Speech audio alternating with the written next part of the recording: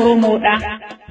Afaan mallattoo koo kan ittiin beekamu, afaan ibsituu koo kan ittiin dubbadhu, afaan eenyummaa koo kan ittiin ibsadhu, afaan daawwitii koo ittiin of ilaala, isatu yuqaree na baasa wallaala. Afaan Oromoodha yaa weessuu saba koo, qubee sirraa boceen ijaaratamuu koo. Afaan saba kootii yaa kan kufeen cabne, yaa kan bu'een banne kan hattuun hin hanne, furtuu jiruu kennaa keessaa kan.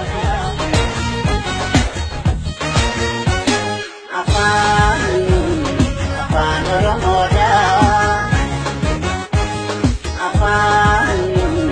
afaan Oromoodha.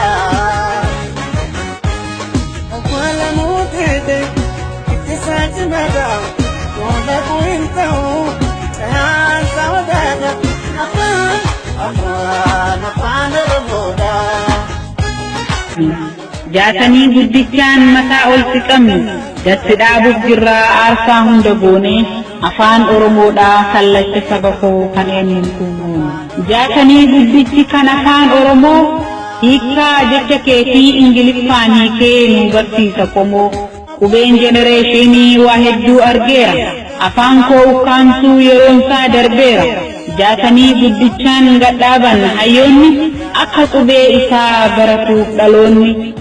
Afoola afaanii higgoof mammaaksa kee, sheekoo fi walaloo higgoo sorgoftoo koo, afaan Oromoodha sin jaaladha waan koo. Madda bashannanaa soora qalbii kooti, kan ittiin of bare afaan Oromooti. Qubee jajalisee sirreessuu baadhullee, qormaata osoo hin darbin hafaaf sodaadhullee, hayyoonni ka'aniiru qubee kee sirreessuuf, haqamaaf laaqamaa si keessaa balleessuuf, dhala lafaa dhufuuf bu'aa kee qalleessuuf. Kaleessa dhokattee shiraan xaxamtullee, harka diinaa seentee bahuuf rakkattullee, dhaloonni ka'eeraa diina sitti hin dhiisu. Jaatanii guddichaan googilii gubbarraa maqaa kee waamsisu.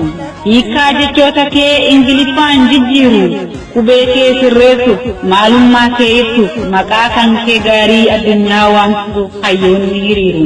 Kutaaleen Oromiyaa hunduu siin dhaadatu, eenyummaa kee ibsuuf ka'anii dhaabatu.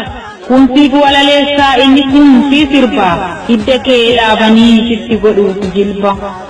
Warra afran qal'oo Gujii fi Booranaa, ol qabaa ol qabnaa afaan keenya kana.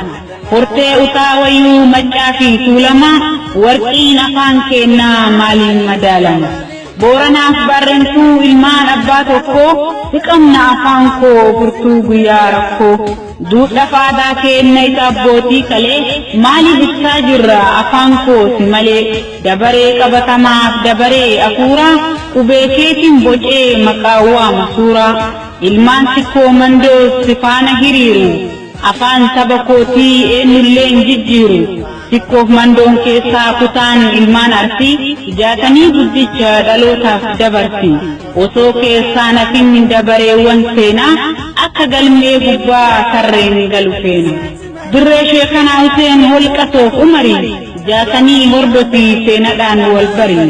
Paarkii Diishoo fa'aa majalla gawaabee, ija kaameraatiin si waraaba dhaabee, googiliirra fidee Ingiliffaan kaaya, addunyaan haa argu Oromummaan faaya. Holqa paarkii keenya laggeeniif haroowwan, addunyaa beeksisuuf ifaajan qaroowwan.